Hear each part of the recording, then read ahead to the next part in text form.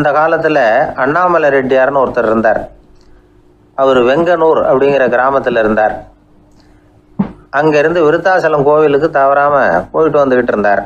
இடையில் வெள்ளாறு, அதில் ஒரு சமயம் வெள்ளம் வந்துட்டுது. இவரால் போக முடியல. அதோட விளைவு வெங்கனூர்லேயே ஒரு கோவில் கட்டணும் அப்படின்னு முடிவு பண்ணார், சிவாலயம். அந்த சமயத்தில் வடநாட்டில் பஞ்சம்.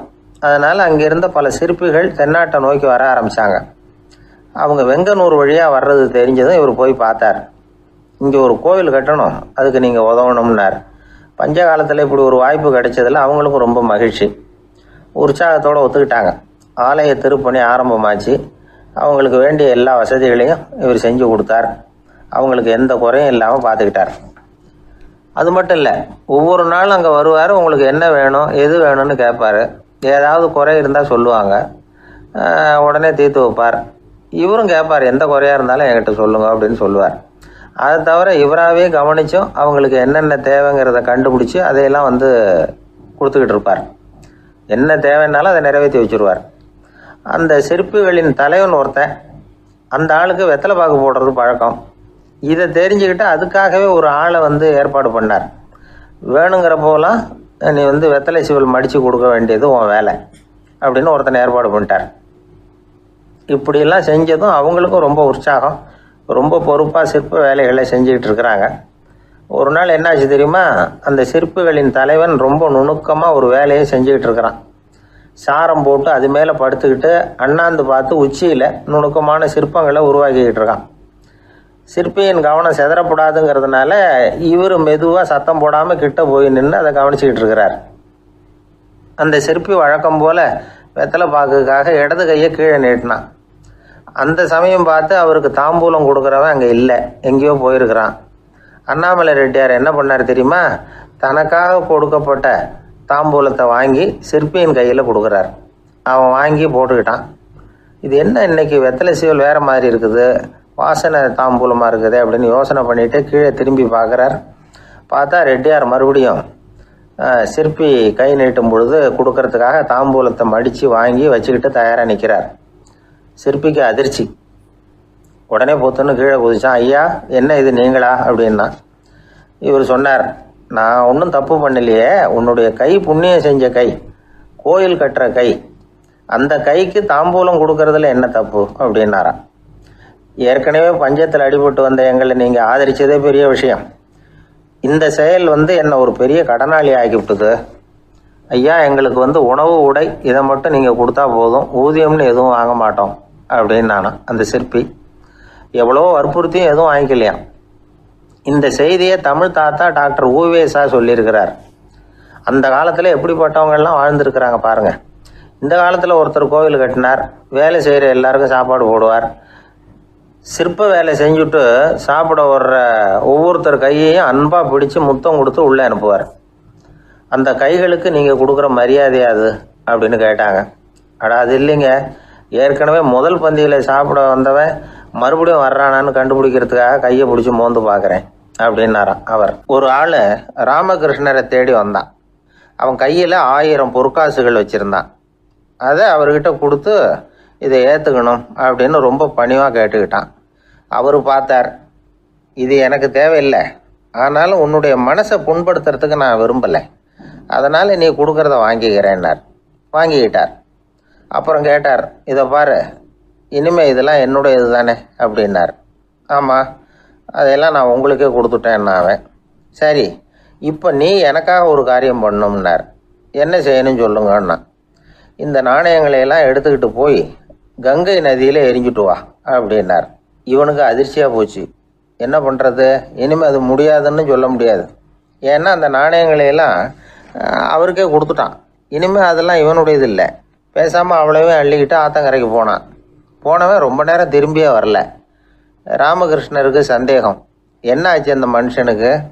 காசுகளோடு அந்த கங்கையில் குதிச்சுட்டானா? போகும்பொழுதே ஒரு மாதிரியாக தான் போனான். போய் என்னன்னு பார்த்துட்டு வாங்க அப்படின்னார். அங்கே இருந்த ஒருத்தர் ஓடி போய் பார்த்தார். அவர் போய் பார்க்கும்பொழுது அவன் அங்கேயே இருந்தான். அதுக்கப்புறம் அவர் திரும்பி வந்தார். விவரத்தை சொன்னார். அதாவது அவன் கங்கை கரையில் உட்காந்துக்கிட்டு ஒவ்வொரு நாணயமாக 1 2ன்னு எண்ணி வீசிக்கிட்டு இருக்கிறான். அவனை சுற்றி ஒரு கும்பல் நின்றுக்கிட்டு அவனை தடுத்துக்கிட்டு இருக்குது அப்படின்னு விவரத்தை சொன்னார் போயிட்டு வந்தவர். இதை கேட்டதும் ராமகிருஷ்ணரே புறப்பட்டு அங்கே போனாராம். என்ன இப்படி பண்ணிகிட்டு இருக்கிற? நான் உன்னை அந்த நாணயங்களை கங்கையில் வீசி எறிய சொன்னேன், நீ ஏன் அதை எண்ணிக்கிட்டு இருக்கிற அப்படின்னார். பழக்கம்தான் காரணம். நான் ஒவ்வொரு நாளும் ஒவ்வொன்றா சேமித்து வச்சேன். இன்றைக்கி என்கிட்ட நிறைய இருக்குது. உங்களுக்கு ஒரு 1000 நாணயங்களை கொடுக்கணுங்கிறது என்னோட ஆசை அப்படின்னா. இப்போ ராமகிருஷ்ணர் சொன்னார், ஒரே நேரத்தில் எல்லாத்தையும் சம்பாதிச்சிருந்தா நீ எண்ணுறது பொருத்தமாக இருக்கும்.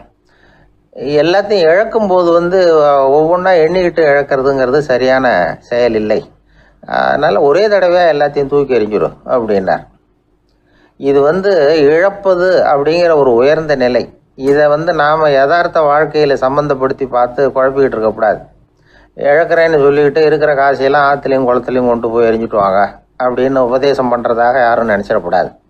இதில் நாம் புரிஞ்சிக்க வேண்டியது என்னென்னா, எதையாவது ஒன்றை இன்னொருத்தருக்கு கொடுக்கணும் அப்படின்னு விருப்பப்பட்டால் அதை மனப்பூர்வமாக கொடுத்துட்டு அதையே நினச்சிக்கிட்டு இருக்கக்கூடாது.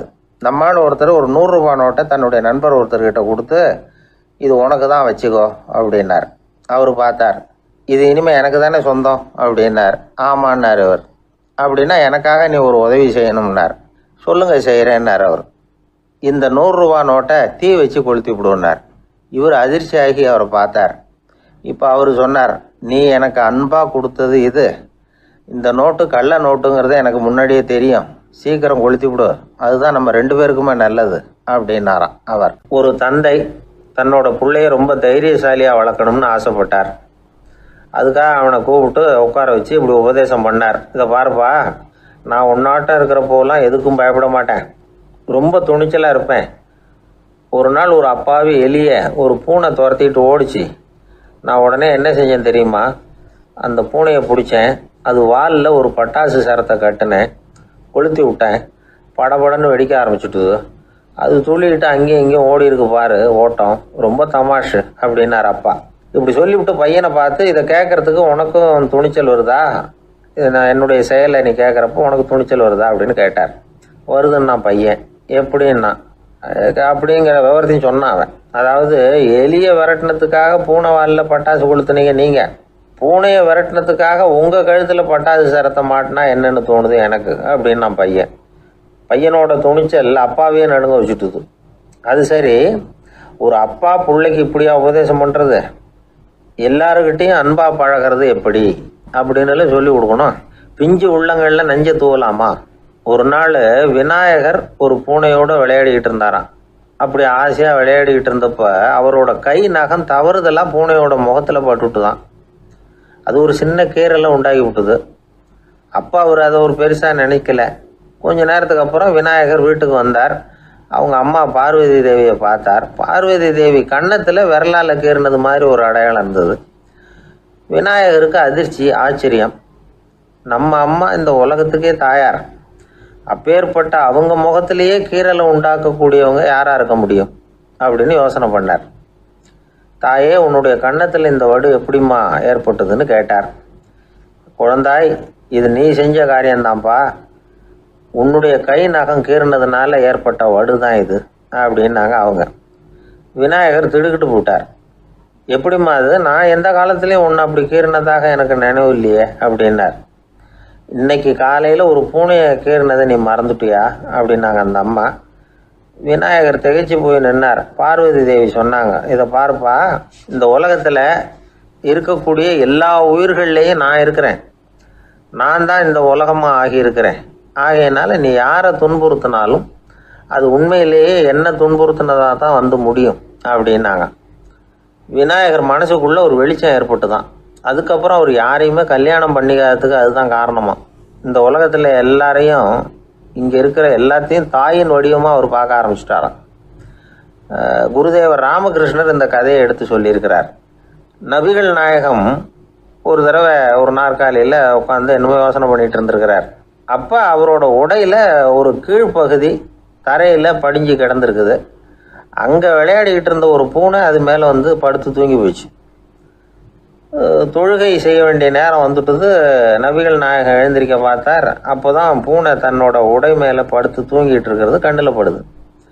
பூனையோட தூக்கத்தை கலைக்க விரும்பல. அவர் தன்னுடைய சகோதரியை கூப்பிட்டார். ஒரு கத்திரிக்கோல் எடுத்துகிட்டு வர சொன்னார்.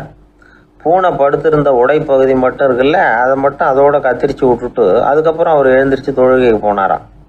அதாவது பிற உயிர்கள்கிட்ட எப்படி அன்பு காட்டணுங்கிறத பெரியவங்க எவ்வளவோ விதத்தில் நமக்கு எடுத்து காட்டியிருக்கிறாங்க. இருந்தாலும் எத்தனை பேர் மனசில் இதெல்லாம் உரைச்சிருக்குது. நாமளும் நம்ம ட்ரெஸ்ஸு மேலே ஒரு பூனை படுத்திருந்தா ஒரு கத்திரிக்கோலை தான் தேடுவோம், எடுத்துகிட்டு வர சொல்லுவோம். துணியை வெட்டுறதுக்கு பதிலாக இல்லை அதோட வாழை வெட்டினா என்ன அப்படின்னு தோணும். ஒரு ஆள் ரொம்ப பிரியமாக ஒரு பூனையை ஆற்றுல குளிப்பாட்டிக்கிட்டு இருந்தானா. எப்படி? அந்த பூனையை ஆற்று தண்ணியில் அமுக்கி அமுக்கி குளிப்பாட்டிக்கிட்டு இருக்கிறான். அந்த வழியாக போன ஒருத்தர் இதை பார்த்தார். இதை பார்ப்பா, பூனையை அது மாதிரி ஆற்று தண்ணியில் அமுக்கி குளிப்பாட்டாத, மூச்சு திணறி செத்து போடும் அப்படின்னு அட்வைஸ் பண்ணார். நீ போய் அவன் வேலையை பார்த்துக்கிட்டு, எனக்கு எல்லாம் தெரியும்னா இவன். சரின்னு அவர் போயிட்டார்.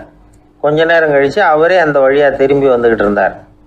ஆற்றுல பூனையை குளிப்பாட்டிக்கிட்டு இருந்தவன் அழுதுகிட்டு உட்காந்துருக்கிறான். பக்கத்தில் அந்த பூனை செத்து கிடக்குது. இதை பார்த்தார் பெரியவர். நான் தான் அப்போவே சொன்னேனே அந்த பூனையை ஆற்றுல நினைக்காதேன்னு, அதை கேட்டிருந்தா இப்படி ஆயிருக்குமா அப்படின்னார். அந்த ஆள் கோபமாக இவரை முறைச்சி பார்த்தான். அட போய்யா, இந்த பூனை ஆற்றுல குளித்ததுனால ஒன்றும் செத்து போகல, குளித்ததுக்கு அப்புறம் அதோட உடம்பு ஈரமாக இருக்குதுன்னு அதை புழிஞ்சேன், அதனால தான் இப்படி ஆயிட்டுது அப்படின்னு நானா. ஒருத்தரை பார்த்து உன்னுடைய நண்பர்கள் யார் அப்படின்னு ஒரு கேள்வி கேட்டு பாருங்க. கொஞ்சம் யோசித்து பதில் சொல்லுவாங்க.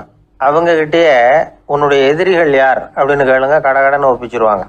நம்ம மனசு இருக்க அது எப்படின்னா, நம்ம நண்பர்களை விட எதிரிகளை அது நல்லா ஞாபகத்தில் வச்சுக்கும். இது ஒரு ஆச்சரியமான உண்மை. உங்களால் நண்பர்களை மறந்துட முடியும், ஆனால் எதிரிகளை மறந்துட முடியாது. இது ஒரு வேடிக்கையான நிலைமை தான். அழகான தருணங்களை நாம் ஏன் மறந்துடுறோம்? இது இயற்கை. ஏன்னா நம்ம மனசு மலர்களை கவனிக்கிறதில்ல, அதில் இருக்கிற முள்ளை தான் கவனிக்குது. தன்னை காயப்படுத்துகிற எதையும் அது உடனே கண்டுகொள்ளுது. ஒரு தெளிந்த சிந்தனையுடைய மனசு மிக அழகாக உள்ள எல்லாத்தையும் கவனிக்கும். அது நன்றியுடன் உணரக்கூடிய எல்லாத்தையும் பார்த்து குறிச்சிக்கும். இப்படிப்பட்டவங்க வாழ்க்கை இயல்பாகவே நல்லா அமையும். அது ரொம்ப அபூர்வம்.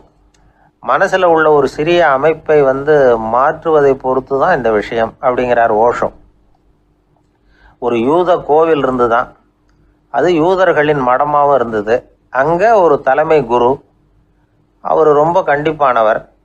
அந்த கோவிலை ஒட்டி ஒரு தோட்டம். ஒரு நாள் காலையில் அந்த தோட்டத்தில் 2 இளம் யூதர்கள் நடந்து போய்கிட்டு இருக்கிறாங்க. காலையில் 1 மணி நேரம், மாலையில் 1 மணி நேரம் அவங்க அந்த தோட்டத்தில் நடக்கிறதுக்கு அனுமதி உண்டு. மற்ற நேரங்களில் அவங்க மத புத்தகங்களை படிக்கணும், பிற விதிமுறைகளை கடைபிடிக்கணும்.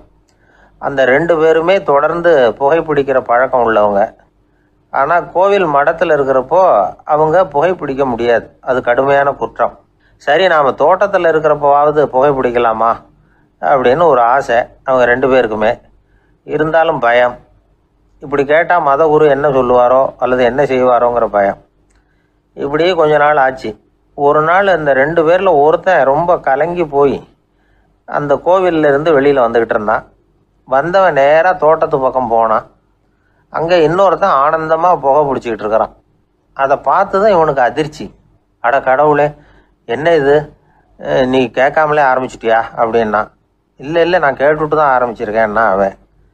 அப்படியா, என்ன மனுஷன் இவர், நானும் தான் கேட்டேன், என்னை கண்ணாமுன்னான்னு திட்டி விட்டார்.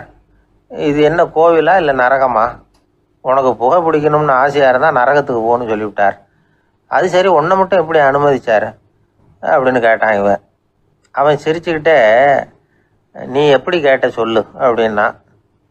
நாம் இந்த தோட்டத்துக்கு வர அனுமதிக்கப்பட்டிருக்கிறதே ஜபத்துக்காகத்தானே, அதனால் நான் ஜபம் சொல்லும் பொழுது புகை பிடிக்கலாமா அப்படின்னு கேட்டேன். அதுக்கு தான் அவர் சத்தம் போட்டு என்னை அடிக்கவே வந்துட்டார் அப்படின்னா இவன். நீ ஒரு மாதிரியாக கேட்டிருக்க, நான் வேற மாதிரியாக கேட்டிருக்கிறேன். ஜபம் சொல்லும்போது புகை பிடிக்கலாமான்னு நீ கேட்டிருக்க. ஐயா, புகை பிடிக்கும் பொழுது ஜபிக்கலாமா அப்படின்னு நான் கேட்டேன். அதில் தப்பு ஒன்றும் இல்லை அப்படின்னு பதில் சொல்லிட்டார் அப்படின்னா. ஒரு சிறிய மாற்றம்தான் அது மிகப்பெரிய மாறுதலை ஏற்படுத்தி விட்டது. மனசு நல்ல விதமாக சிந்திக்க ஆரம்பிச்சுட்டுதுன்னா மகிழ்ச்சிக்கு பஞ்சம் இல்லை. ஒரு கஞ்சன் ஆற்றுல விழுந்துட்டான். வெள்ளத்தில் தத்தளிச்சுக்கிட்டு இருக்கிறான். கரையில் நின்ன ஒருத்தர் உன் கையை கொண்டா இப்படி பிடிச்சி இழுத்து கரையில் சேர்த்து விடுறேன்னார். எதையும் கொடுத்து பழக்கம் இல்லாத அவன் கையையும் கொடுக்க மாட்டேன்னுட்டான்.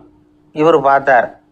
உன் கையை கொடுன்னு சொல்கிறதுக்கு பதிலாக நான் என் கையை கொடுக்குறேன் பிடிச்சிக்கோ அப்படின்னார். அவன் கப்புன்னு பிடிச்சிக்கிட்டான், இழுத்து கரையில் போட்டார்.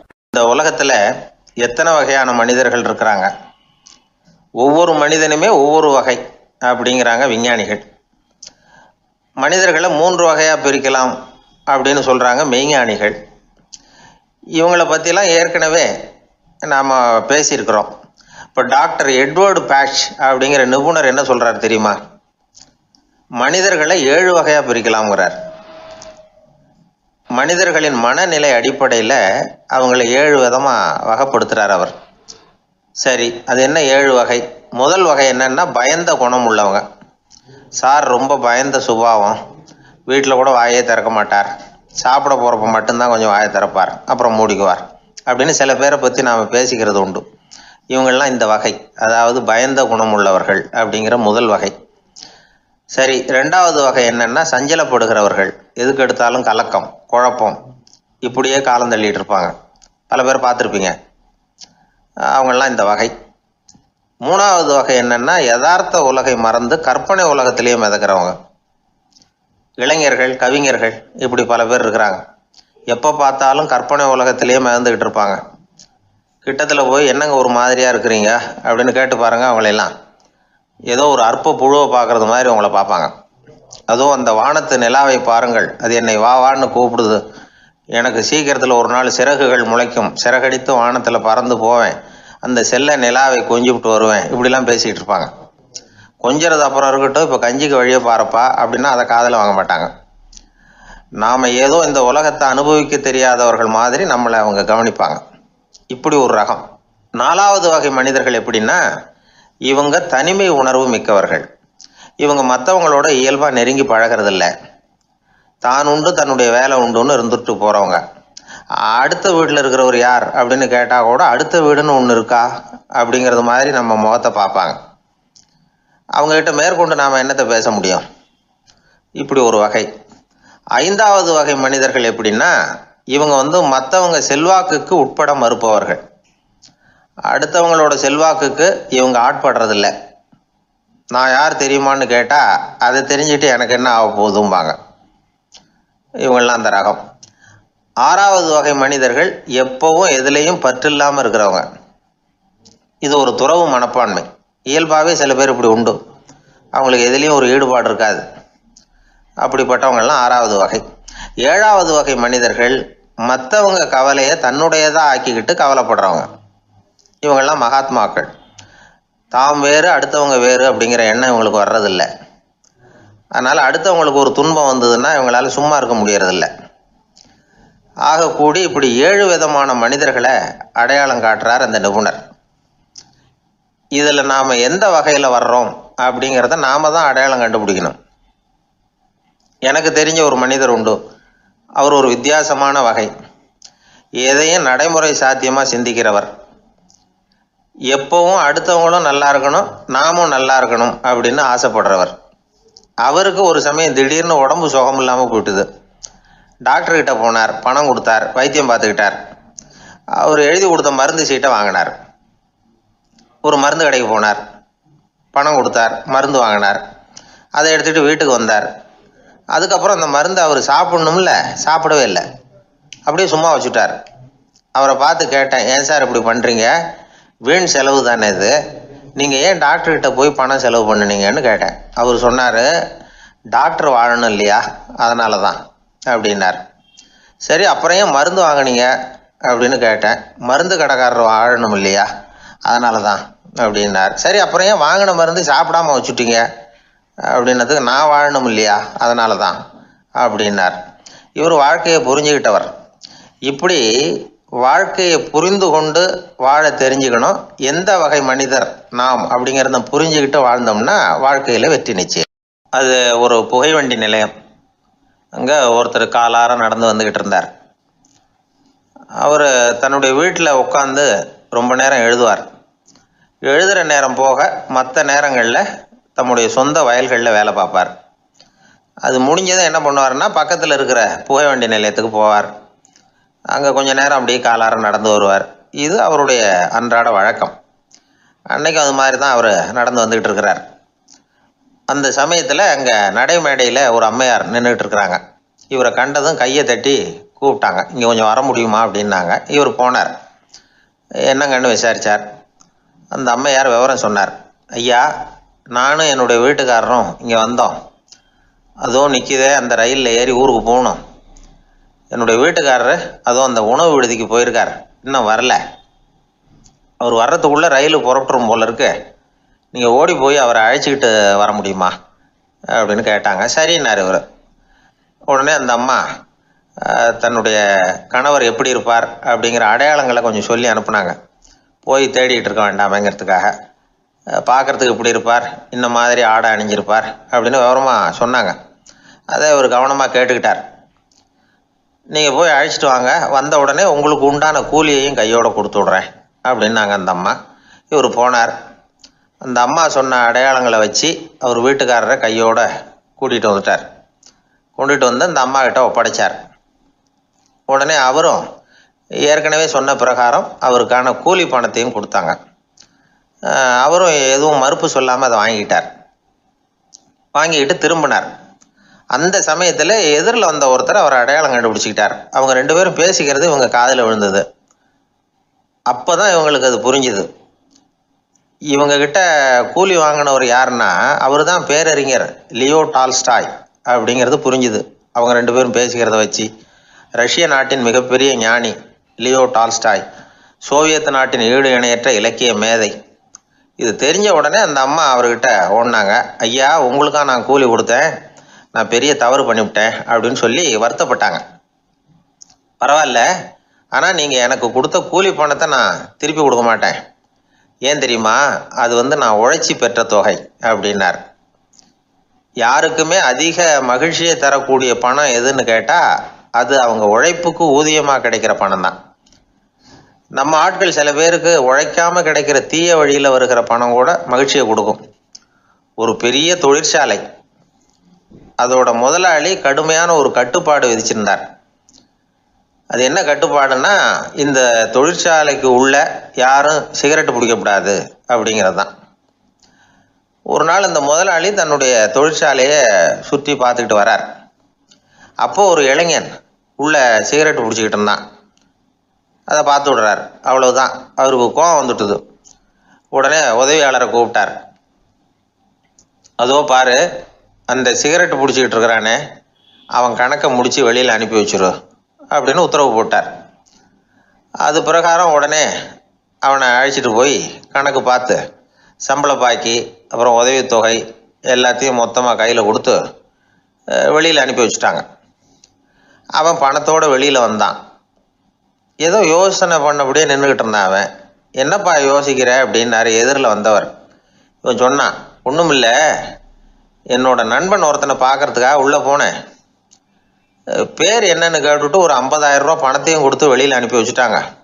அதுதான் ஏன்னு புரியல, யோசனை பண்ணிகிட்டு இருக்கிறேன் அப்படின்னு நானா இவன். அதனால் நாம் உழைச்சி சம்பாதிக்கிற பணம் தான் உயர்வு, சும்மா வர்ற பணம்லாம் மகிழ்ச்சியை தராது அப்படிங்கிறத புரிஞ்சுக்கணும். அப்பேற்பட்ட ஞானி ரஷ்ய மேதை அவர் பாருங்க, அந்த பணத்தை வாங்கின பணத்தை திருப்பி கொடுக்க மாட்டேன்னு விட்டார். ஏன்னா அது உழைத்து பெற்ற தொகை, அதை நான் கொடுக்க மாட்டேன்னார். அதனால் நமக்கு செல்வம் சேர்க்கறது பெருசு இல்லை, அந்த சேருகிற செல்வம் நமக்கு மகிழ்ச்சியை கொடுக்கணும். அதுக்கு என்ன வழின்னா நாம் உழைத்து சம்பாதிக்கணும் அப்படிங்கிறத அதிலிருந்து புரிஞ்சிக்க வேண்டியது ரொம்ப அவசியம். அதனால் உழைப்போம் உயர்வோம், இதுதான் வெற்றியின் ரகசியம். ஒரு ஆள் அசையாமல் கிடக்கிறார், அவர் இருக்காரா போயிட்டாராங்கிறத எப்படி முடிவு பண்ணுறோம்? அவர் மூக்குக்கு முன்னாடி புறங்கையை வச்சு பார்க்குறோம், மூச்சு வருதா இல்லையா அப்படிங்கிறத கண்டுபிடிக்கிறதுக்காக. மூச்சுங்கிறது அவ்வளவு முக்கியமான ஒரு விஷயம். சுவாசம் இல்லைன்னா எதுவுமே இல்லை. நம்ம பூமி இருக்க அது கூட சுவாசிக்குதுங்கிறத சோவியத் விஞ்ஞானிகள் கண்டுபிடிச்சிருக்கிறாங்க. பூமிக்கு மேலே இருக்கிற மண் அடுக்கில் காற்றில் உள்ள ஆக்சிஜன் ஆக்சிகரணம் அடையுது அப்படின்னு தான் இது வரைக்கும் எல்லாரும் நம்பிக்கிட்டு இருந்தாங்க. ஆனால் இப்போ என்ன கண்டுபிடிச்சிருக்கிறாங்கன்னா, அந்த ஆக்சிஜன் பூமிக்குள்ளே 1 கிலோமீட்டர் ஆழம் வரைக்கும் ஊடுருவி போகுதான். பூமிக்குள்ளே 2 பக்கமும் பல கிலோமீட்டர் வரைக்கும் பரவுதான். பூமிக்குள்ளே இருக்கிற நீர்நிலை அடுக்குகள் தான் நுரையீரல் செய்கிற வேலையை செய்யுதான். நம்ம உடம்புல நுரையீரல் இல்லைன்னா ஒன்றும் நடக்காது. ஒரு மரத்தை தலைகீழாக தொங்க போட்டால் எப்படி இருக்கும் அப்படி யோசிச்சு பாருங்கள். அப்படி தான் இதுவும் நுரையீரலும் அப்படி தான் இருக்கும். வலது பக்கம் ஒன்று, இடது பக்கம் ஒன்று. வலது பக்கம் நுரையீரல் கொஞ்சம் பெருசாக இருக்கும். நுட்பமான நரம்பு குழாய்கள் அதில் இருக்கும். கோடிக்கணக்கான நுண்ணிய குழாய்களை வச்சுக்கிட்டு தான் அது வேலை செய்யுது. 25 கோடி குழாய்கள் இருக்கும். அதை அப்படியே முழுசாக பிரித்து பரப்புனா ஒரு டென்னிஸ் கோர்ட்டில் பாதி பரப்பளவு இருக்குமா. நுரையீரல் நிறம் கருஞ்சிவப்பு தான். புகை அதிகமாக உள்ளே போச்சுன்னா அது கருப்பாயிடுது. காற்றுல உள்ள பிராணவாயுவை இது இழுத்து எடுத்துக்கிட்டு ரத்தத்தை சுத்தப்படுத்துகிற முக்கியமான வேலையை இது செய்யுது. அசுத்த காற்றை வெளியில் அனுப்பி வச்சுருது. ஒருத்தர் வேகமாக ஓடி வரார், அவருக்கு மூச்சு இறைக்கும். பயங்கரமாக எதையாவது பார்த்து விடுறார், உடனே மூர்ச்சி ஆகிடுவார். இது மாதிரி சமயங்களில் வேறு எந்த தூண்டுதலும் இல்லாமல் நுரையீரல் தானாகவே இயங்கும். இப்படி ஒரு அவசியம் ஏற்படுறப்போ இயக்கத்தை தூண்டி விடுற முக்கியமான இணைப்பு மூளைக்கு கீழே முதுகு எலும்புக்கு மேற்பகுதியில் இருக்குது. அது உடனே சுவாசத்துக்கு அவசர உதவியை கொடுக்குது. இப்போ ஒருத்தர் பேசாமல் உட்காந்துருக்கார். இந்த சமயத்தில் அவருக்கு 1 பங்கு காற்று தேவைப்படுதுன்னு வச்சுக்கோங்க. அவர் எழுந்திரிச்சு நடக்கும் பொழுது 1.5 மடங்கு தேவைப்படும். ஓடினார்னா 3 மடங்கு தேவைப்படும். படுத்திருக்கிறப்ப 1/2 மடங்கு தான் தேவைப்படும். இதுக்கு நிமிஷத்துக்கு 16 தடவை மூச்சு விட்டாகணும். இப்படி சாதாரணமாக உள்ளே இழுக்கிற காற்று கொஞ்சம்தான் இருந்தாலும் இது மாதிரி 8 மடங்கு காற்றை உள்ளே இழுத்து வச்சுக்கிற சாமர்த்தியம் நுரையீரலுக்கு இருக்குதான். தண்ணி, நுண்கிருமிகள், ரசாயன பொருள் இப்படி எது உள்ளே போனாலும் நுரையீரல் சமாளிச்சுக்கும். 30 வருஷமாக விடாத புகை பிடிக்கிறவர் தொடர்ந்து உள்ளே அனுப்பி வைக்கிற புகையை கூட சமாளிக்குதுன்னா பார்த்துங்களேன். உள்ளே போகிற புகை நுட்பமான சுவாச முடிச்சுகளை அழிச்சு விடுது. கறி புகை அது மேலே படிஞ்சு உபயோகம் இல்லாமல் பண்ணிவிடுது. ஆனாலும் தேவைக்கு அதிகமாக 8 மடங்கு கூடுதலாக சுவாச முடிச்சுகள் நம்ம உடம்புக்குள்ளே இருக்கிறதுனால சமாளிக்க முடியுது. சமாளிக்க முடியலன்னா சில சமயம் மூச்சு திணறும். அதை ஒரு எச்சரிக்கையாக எடுத்துக்கிட்டு புகை பிடிக்கிற பழக்கத்தை விட்டுடணும். அதுதான் நல்லது. ஆனால் அப்படி யார் விடுறது? இணை பிரியாத 2 நண்பர்கள் இருந்தாங்களாம். 2 பேரும் விடாமல் சிகரெட்டு குடிக்கிறவங்க. அதில் ஒருத்தன் செத்து போட்டான். இன்னொருத்தன் அதுக்கப்புறம் 2 சிகரெட்டாக குடிக்க ஆரம்பித்தானா. ஏன் இப்படி பண்ணுறேன்னு கேட்டிருக்காங்க. நான் 1 சிகரெட்டு தான் குடிக்கிறேன், செத்து போன என்னுடைய ஃப்ரெண்டு இருக்கானே செத்து போனவன், அவனுக்காக இன்னொரு சிகரெட்டு குடிக்கிறேன் அப்படின்னு நானா. இது ரொம்ப ஆபத்து, விட்டுடு அப்படின்னு சொல்லியிருக்காங்க. சரின்னு ஒத்துக்கிட்டான். ஆனால் அதுக்கப்புறமும் 1 சிகரெட் வீதமாக குடிச்சிக்கிட்டே இருந்தான். சிகரெட்டு பழக்கத்தை நீ இன்னும் விடலையான்னு கேட்டாங்களாம். அந்த பழக்கத்தை நான் எப்போவோ விட்டுட்டேன், இப்போ நான் குடிக்கிறது என் ஃப்ரெண்டுக்காக அப்படின்னு நானா. இவங்கெல்லாம் எப்படி திருந்துறது? வாய் விட்டு சிரிச்சா நோய் விட்டு போகும் அப்படின்னு சொல்கிறது உண்டு.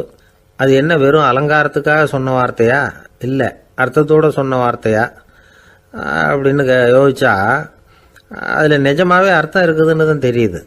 ஆதாரபூர்வமாக அதுக்கு சில நிரூபணங்களும் இருக்குது. நார்மன் கசின்ஸ் அப்படின்னு ஒருத்தர் இருந்தார்.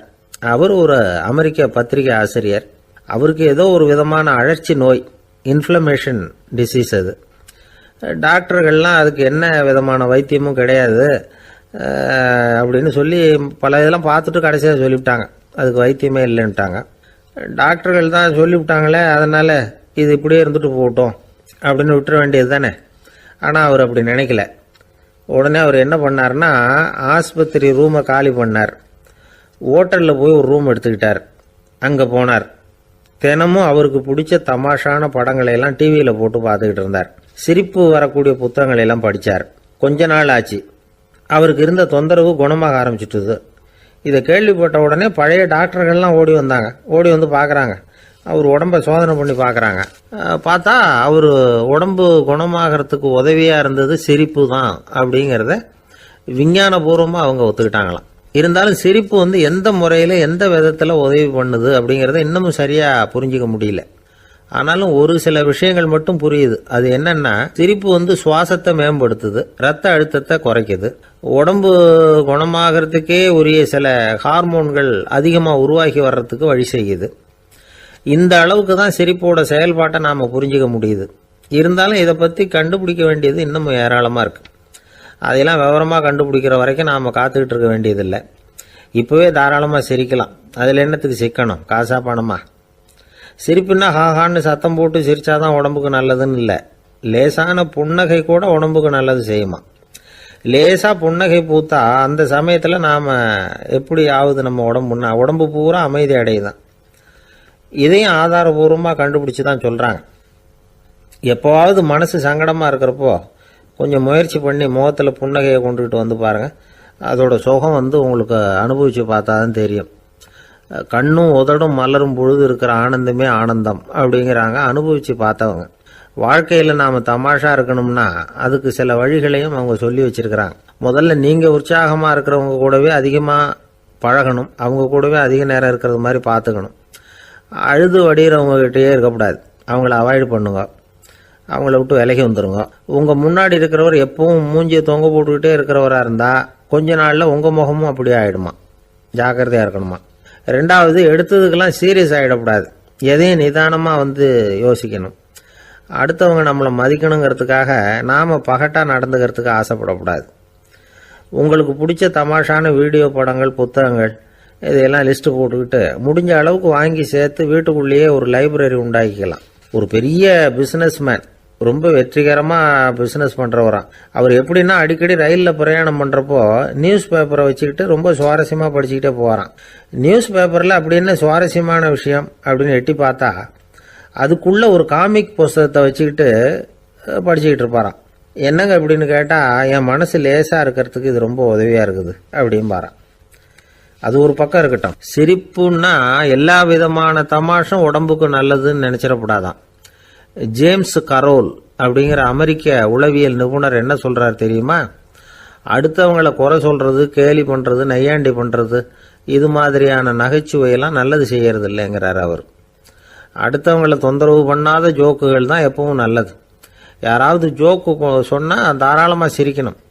ஒருத்தர் வந்தார், இன்னொருத்தரை கூட அழைச்சிக்கிட்டு என்கிட்ட காட்டினார். அவர் தன்னுடைய முகத்தை ரொம்ப சீரியஸாக வச்சுக்கிட்டு இருந்தார். என்னங்க விஷயம் அப்படின்னு விசாரித்தோம். வந்தவர் எங்களை பார்த்து சொன்னார், சார், இவர் கூட ஒரு பெரிய ப்ராப்ளம்னார். என்னன்னு, ஏதாவது ஒரு ஜோக்கு சொன்னால் உடனே சத்தம் போட்டு சிரிக்க ஆரம்பிச்சுடுறார் சார் அப்படின்னார். ஜோக்கை கேட்டுட்டு சிரிக்க ஆரம்பித்தா அது ப்ராப்ளம் இல்லையே அப்படின்னு சொன்னோம். சிரிக்க ஆரம்பிக்கிறது ப்ராப்ளம் இல்லை சார், ஆனால் அப்படி ஆரம்பிக்கிற சிரிப்பை அதுக்கப்புறம் நிறுத்தவே மாட்டேங்கிறார். நாள் கணக்கில் அது பாட்டு போயிட்டுருக்கு, அதுதான் ப்ராப்ளம் அப்படின்னார் அவர். ஒரு ஊரில் ஒரு மன்னர் இருந்தார். அவர் பக்கத்து தேசத்து மேலே படையெடுக்கணும்னு நினச்சிக்கிட்டு இருந்தார். அதையும் தன்னுடைய நாட்டோட சேர்த்துக்கணுங்கிற ஆசை. எப்போ படையெடுக்கலாம்னு யோசிச்சுக்கிட்டு இருந்தார். இப்படி யோசிச்சுக்கிட்டு இருந்த சமயத்தில் ஒரு பெரியவர் அவரை தேடிட்டு வந்தார். அவர் அடிக்கடி வருவார், அவர்கிட்ட பேசிக்கிட்டு இருப்பார். இப்போவும் அப்படி தான் வந்தார். என்ன மன்னா யோசனைன்னாரு. இவர் தன்னுடைய யோசனையை சொன்னார். இந்த சமயத்தில் மன்னருக்கு தாகம் எடுத்தது, தண்ணி குடிக்கணும் போல இருந்தது. உடனே அங்கே இருந்த ஒரு அரண்மனை பணியாளரை கூப்பிட்டார். போய் கொஞ்சம் தண்ணி கொண்டு வாப்பா அப்படின்னார். அந்த பணியாளர் போனார், ஒரு கோலையில் தண்ணி கொண்டு வந்தார். ராஜா கிட்ட நீட்டினார். ராஜா அதை வாங்கி குடிக்கிறதுக்காக வாய்கிட்ட கொண்டுட்டு போனார். அந்த நேரம் பார்த்து, மன்னா கொஞ்சம் பொறுங்கன்னார் இந்த பெரியவர். ஆவலோட குடிக்க போன மன்னர் அப்படியே நிறுத்திக்கிட்டு பெரியவரை பார்த்தார். இப்போ அந்த பெரியவர் சொன்னார், மன்னா, இப்போ உங்களை விட வலிமை உள்ள ஒரு சக்தி உங்களுக்கு தண்ணி கொடுக்க மறுத்துடுதுன்னு வைங்க, உங்களை குடிக்க விடாமல் தடுத்துடுது அப்படின்னா, இப்போ இந்த ஒரு கோவளை தண்ணீரை என்ன விலை கொடுத்து வாங்குவீங்க அப்படின்னு கேட்டார். இப்போ எனக்கு இருக்கிற தாகத்துக்கு என்னுடைய அரசாங்கத்தில் பாதியையாவது கொடுத்து இந்த தண்ணியை வாங்கறதுக்கு தயங்க மாட்டேன்னார் அவர். சரி, இப்போ அந்த தண்ணியை குடிங்கன்னார் பெரியவர். மன்னர் ஆவலோடு அந்த தண்ணியை குடிச்சு முடிச்சார். அதுக்கப்புறம் கொஞ்ச நேரம் தன்னுடைய படையெடுப்பை பற்றி சொல்லிக்கிட்டு இருந்தார். கொஞ்ச நேரம் கழித்து மறுபடியும் இந்த பெரியவர் கேட்டார், மன்னா, இப்போ நீங்கள் ஒரு கோவளை தண்ணீரை குடிச்சு முடிச்சுட்டீங்க. இப்போ அந்த தண்ணீர் உங்கள் உடம்பை விட்டு வெளியில் வரக்கூடிய பாதை அடப்பட்டு போச்சு அப்படின்னு வச்சுங்க, அதை வெளியேற்றுவதற்காக நீங்கள் எவ்வளவு செலவழிப்பீங்க அப்படின்னு கேட்டார்.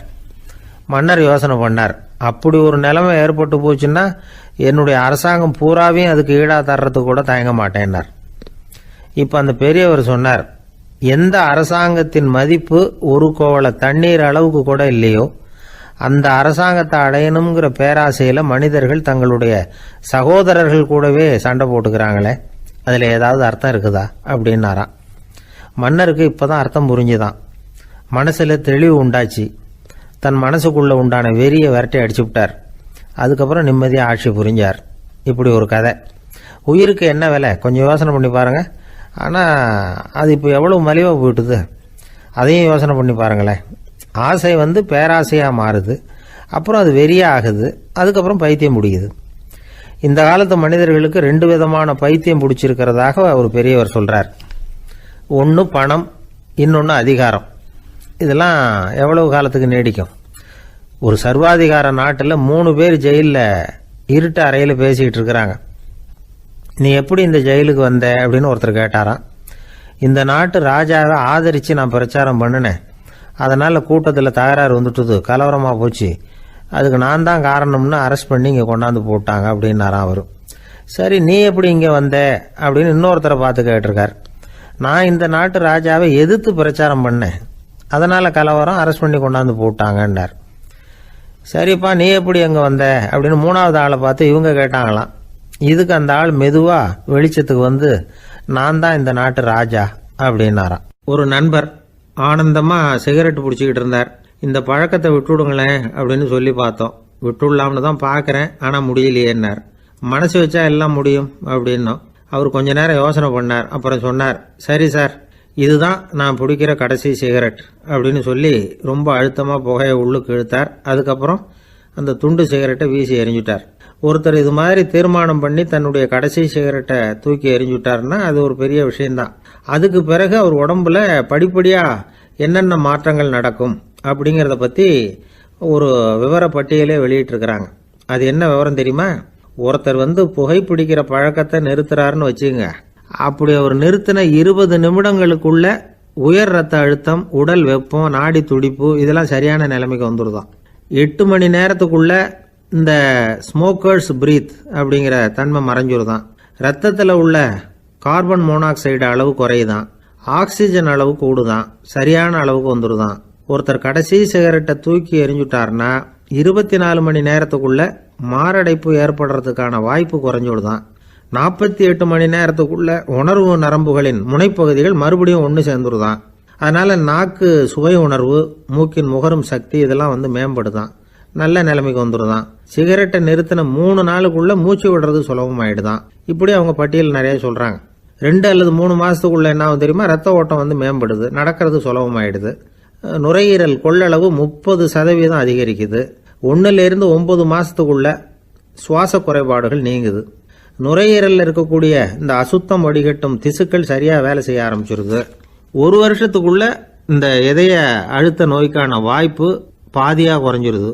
இந்த சிகரெட்டை நிறுத்தின 5 வருஷத்துக்குள்ள ஒரு நாளைக்கு 1 பாக்கெட் சிகரெட் பிடிக்கிறவர்களில் நுரையீரல் புற்றுநோயினால சாகிறவர்கள் எண்ணிக்கை பாதியா குறைஞ்சிருது.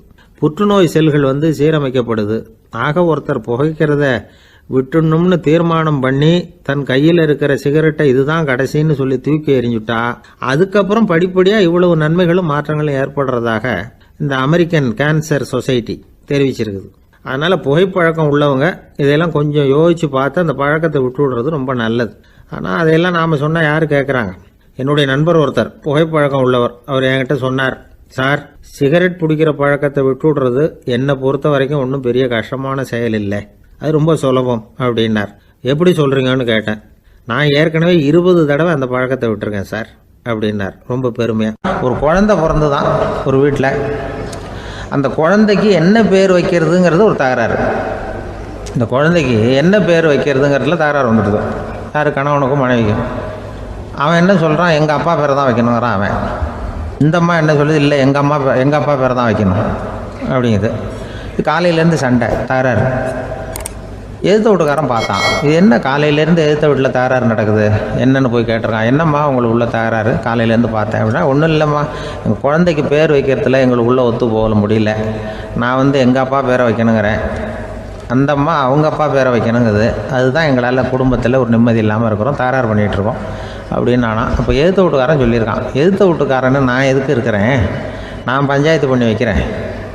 உங்களுக்குள்ள என்ன இது பேர் தானே வைக்கணும், ஏன்ப்பா உங்கள் அப்பா பேர் என்ன அப்படின்னு அவனை கேட்டிருக்கான். எங்கள் அப்பா பேர் சீனிவாசன் அப்படின்ட்டுருக்கான். இந்த அம்மாவை உங்கள் அப்பா பேர் என்னம்மா, கிருஷ்ணன் அப்படின்னு சொல்லி. இவன் யோசிச்சு பார்த்தான், குழந்தைக்கு சீனிவாச கோபாலகிருஷ்ணன் பேர் வைங்க போங்க அப்படின்ட்டு போயிட்டான். ஏற்ற விட்டுக்கு தீர்த்து வச்சுட்டு போயிட்டான். போனதுக்கப்புறம் இவங்க 2 பேரும் பேசிக்கிட்டாங்க. சரி, இந்த சீனிவாசன் சரி, கிருஷ்ணன் சரி, நடுவில் கோபாலம் யார் அப்படின்னு சொல்லி அவனை போய் இழுத்துட்டு வந்தான். எழுத்து வீட்டில் போய், அது யாரா, அது இங்கே வா, அது யாரா கோபால, அது எங்கள் அப்பா பேர். நீ அதை மட்டும் எதுக்கு விட்டு வைக்கிற, அதையும் சேர்த்து வச்சுட்டு போடான்னு. அதாவது குடும்பத்தில் வந்து ஒரு கணவனும் மனைவியும் ஒரு சின்ன விஷயத்தில் கூட ஒத்து போகலன்னா இப்படி தான் ஏற்று விட்டுக்காரன் பஞ்சாயத்துக்கு வருவான். கோபாலன்னு வந்து குறுக்க வருவான் ஒருத்தன். அப்படி அந்த அனுசரிப்புங்கிறது குடும்பத்தில் ரொம்ப அவசியம். கணவனும் மனைவி அது ஒன்றுக்கு மேலே இந்த கல்யாணம் பண்ணிக்கிறாங்க, அது ரொம்ப அவஸ்தை. ஒருவனுக்கு ஒருத்திங்கிறது நம்ம இதெல்லாம் சொல்கிறது. ஒன்றுக்கு மேற்பட்ட திருமணங்கள் வந்து சங்கடத்தில் தான் கொண்டு வந்து விடும். நிறைய சொல்லுவாங்க. உலகத்திலேயே ஒரு பெரிய இது என்ன தெரியுங்களா, இயற்கை வந்து நிர்ணயம் பண்ணுது. இப்போ வந்து நம்ம சில பேருக்கு எனக்கு பொம்பளை பிள்ளை வேண்டாம் ஆம்பளை பிள்ளை வேண்டான்னு சொல்லி இந்த ஸ்கேன் பண்ணி என்னென்னவோ பண்ணிகிட்ருக்குறாங்கல்ல. ஆனால் இயற்கை வந்து அந்த 50-50 ரேஷியோவை அது வந்து மெயின்டைன் பண்ணிகிட்ருக்கு. இந்த உலகத்தில் ஒரு அதிசயமான உண்மை என்னென்னா 116 ஆம்பளை பிள்ளை பிறந்தா 100 பொம்பளை பிள்ளை பிறகுதான். உலக அளவில் 116 ஆம்பளை பிள்ளை பிறந்தா 100 பொம்பளை பிள்ளை பிறகுது. இது எதுக்கு 16 அதிகமாக பிறகுதுன்னா, அந்த வாலிப வயசு அடையிறதுக்குள்ளே 16 செத்து போகுது. 16 அங்கங்கே ஓடுறது கொஞ்சம் முரட்டுத்தனமாக போகிறதுனால செத்து போகுது. அந்த 50-50 இந்த ஒருத்தருக்கு ஒருத்தங்கிற ரேஷியோவை இயற்கை வந்து மெயின்டைன் பண்ணிகிட்டு இருக்கு. அது ஒரு பெரிய அதிசயம். அதை விட பெரிய அதிசயம் என்னென்னா, இந்த உலக யுத்தம் நடந்ததில்ல, முதல் உலக யுத்தம், 2வது யுத்தம், அப்போ பார்த்துருக்குறாங்க, கணக்கு எடுத்துருக்குறாங்க. அந்த யுத்தம் முடிஞ்ச பிறகு 116 ஆம்பளை பிள்ளைக்கு பதிலாக 160 170 பிறக்க ஆரம்பிச்சுதான். 100 பெண் குழந்தைக்கு 170 180 ஆண் குழந்தை. இது எதுக்குன்னா, அந்த போரில் செத்து போகுதில்ல ஆம்பளை பிள்ளைகள், அதை ஈடுகட்டுறதுக்காக அதிகமாக பிறக்க ஆரம்பிச்சிருக்கு. அந்த அளவுக்கு வந்து இயற்கை வந்து ஒரு பெரிய ரேஷியோவை மெயின்டைன் பண்ணுது. அதாவது ஒருவனுக்கு ஒருத்திங்கிறத அது சொல்லிகிட்டு இருக்கு. புறாவெல்லாம் வளர்த்திங்கன்னா, நான் கூட புறா வளர்த்துருக்குறேன் ஊரில். புறா வளர்த்திங்கன்னா ஒரு தடவைக்கு 2 முட்டை தான் விடும் ஒரு வீட்டுக்கு. அந்த 2 முட்டையும் குஞ்சு பறிச்சுன்னா அதில் ஒன்று வந்து ஆணாக இருக்கும், ஒன்று பொண்ணாக இருக்கும். அது எந்த முட்டை ஆண் எந்த முட்டை பெண்ணுங்கிறத இயற்கை நிர்ணயம் பண்ணுது. அதை வந்து நம்ம மாற்றவே முடியாது. ரெண்டையும் அந்த பெண்ணாவோ 2 ஆணாவோ மாற்ற முடியாது நம்ம. அதனால் அந்த இயற்கையை புரிஞ்சுக்கிட்டு நாம் நடந்துக்கணும். அதனால தான் ஒரு கணவன் ஒரு மனைவி, அதான் ஒருத்தருக்கு ஒருத்தங்கிறது. ஒன்றுக்கு மேலேனா சங்கடம் தான். ஒரு பஸ்ஸில் வந்து ரெண்டு பெண்கள் வந்துக்கிட்டு இருந்தாங்களாம். பஸ்ஸு பிரயாணம். 2 பெண்கள் வந்து பக்கத்தில் உட்காந்துருக்காங்க. அந்த கண்டக்டரை கூப்பிட்ருக்காங்க, இங்கே வாயா அப்படின்னு அந்த ஒரு அம்மா கூப்பிட்ருக்கு. என்னம்மா அப்படின்ட்டுருக்கார். வந்து இந்த ஜன்னலை திறந்து விட்டு போ அப்படின்னு. சரின்னு அதுக்கு பக்கத்தில் இருந்த ஜன்னலை திறந்து விட்டு அவர் போயிட்டார். பக்கத்தில் இருந்தாமல் உடனே இங்கே வாயா மறுபடியும் வாயான்னு கூப்பிட்ருக்கு. வந்து என்ன இந்த ஜன்னலை மூடி விட்டு போ அப்படின்ட்டுருக்கு. மூடி விட்டு போனார். மறுபடியும் அந்த முன்னாடி கூப்பிட்டது வாமா வாயான்னு மறுபடியும் கண்டக்டரை கூப்பிட்டு, என்ன இந்த பார், இந்த ஜன்னலை வந்து நீ மூடி வச்சின்னா நான் மூச்சு திணறி செத்து போடுவேன். அப்புறம் உடனே பக்கத்தில் இருந்தம்மா தபாரியா அந்த அம்மா பேச்சை கேட்டுட்டு நீ திறந்து வச்சின்னா நான் குளிர் தாங்காமல் செத்து போடுவேன் அப்படின்ட்டு அவர் தலையை பிச்சுக்கிறார் கண்டக்டர். என்னடா பெரிய ரொம்ப போச்சேன்னு, கொஞ்சம் தூரம் பிரயாணம் இதில் கூட அட்ஜஸ்ட் பண்ணி போகக்கூடாதா அப்படின்னு. அப்போ அந்த பஸ்ஸில் பின்னாடி ஒருத்தன் கடைசி சீட்டில் வெயில் தாங்காமல் சட்டையெல்லாம் கட்டி போட்டுட்டு ஒரு கிராமத்து ஆள் பீடி குடிச்சிட்டு வரான். அவர் கூப்பிட்ருக்கான் அந்த ஆள், அந்த கண்டக்டர் இங்கே வாயா அங்கே என்ன தகராறு அப்படின்னு. அந்த எதிர்த்து வீட்டுக்காரன் வந்தானே முன்னாடி பஞ்சாயத்துக்கு, அது மாதிரி கண்டக்டர் இங்கே வாயா, அவன் ஏன் நீ என்ன சொல்ல போகிற அப்படின்ட்டு வந்திருக்கான். சட்டையெல்லாம் கட்டி போட்டு பீடி குடிக்கிறோம், பீடி புகையை ஊதி விட்டு அங்கே என்ன தகராறு அப்படின்னு கேட்டிருக்கான். ஒன்றும் இல்லையா, அந்த அம்மா வந்து ஜன்னலை திறந்தா செத்து போவேங்கிறது, இந்த அம்மா ஜன்னலை மூடுனா செத்து போவேங்கிறது, நான் என்னையா பண்ணுறது ஒரு ஆள், இதுக்கு ஏன் கவலைப்படுறேன், நான் சொல்கிறத கேள்வி, நான் தீர்த்து வைக்கிறேன் பிரச்சனையை அப்படின்னு சொல்லிவிட்டு பீடியை எடுத்துக்கிட்டு புகையை ஊதிவிட்டு சொன்னானா, கொஞ்ச நேரம் அந்த ஜன்னலை மூடி வை, அந்த அம்மா செத்து போவோம், அப்புறம் திறந்து வை, இந்த அம்மா செத்து போவோம், நாம் நிம்மதியாக போகலாம் அப்படின்னு சொல்லிட்டு பீடி குடிக்க ஆரம்பிச்சிட்டான். அவருக்கு கோவம் வந்துட்டுது கண்டக்டருக்கு. உனக்கு என்ன நீ பாட்டுக்கு சொல்லிட்டு போடுவ, அந்த 2 அம்மாவும் செத்து போச்சுன்னா அவங்க வீட்டுக்காரனுக்கெல்லாம் யார் பதில் சொல்கிறது அப்படின்னா, கவலையே படாத 2 பேருக்கும் நான் தான் வீட்டுக்காரன். அதனால தான் அந்த யோசனையை சொன்னேன் அவங்ககிட்ட. அப்புறம் இதுதான் அந்த ஒன்றுக்கு மேலே போச்சுன்னா அது இயற்கைக்கு விரோதம், இப்படிலாம் ஆகும். அதனால தான் அவன் அவ்வளவு ஒன்றுமே வேண்டான்ட்டு கடைசி பெஞ்சு இதில் போய் சீட்டில் உட்காந்துக்கிட்டான்.